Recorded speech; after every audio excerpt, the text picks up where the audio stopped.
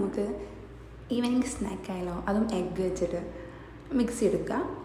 മുളക് പൊടി, മഞ്ഞൾപ്പൊടി, പച്ചമുളക്, 4 വെളുത്തുള്ളി, ഇഞ്ചി, ചപ്പ്, ആവശ്യത്തിനുള്ള ഉപ്പ്, അതിലേക്ക് ആവശ്യത്തിനുള്ള വെളിച്ചെണ്ണ ഒഴിച്ചിട്ട് ചിക്കൻ മസാല, ഗരം മസാല എല്ലാം കൂടി ആഡ് ചെയ്തിട്ട് നമുക്ക് നല്ലതുപോലെ പേസ്റ്റാക്കി എടുക്കാം.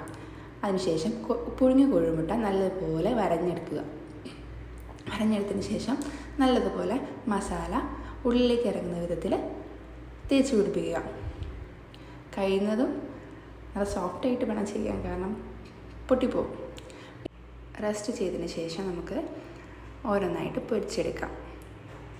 പൊരിച്ചെടുത്ത കോഴിമുട്ട നേരത്തെ ബാക്കി ബാലൻസ് വന്നിട്ടുള്ള മസാലയിലേക്ക് ആഡ് ചെയ്ത് നല്ലപോലെ മിക്സ് ചെയ്ത് കൊടുക്കാം. നമ്മുടെ എഗ്ഗ് പൊരി ഇവിടെ തയ്യാറായിട്ടുണ്ട്. ഇനി നിങ്ങളും ട്രൈ ചെയ്യൂ.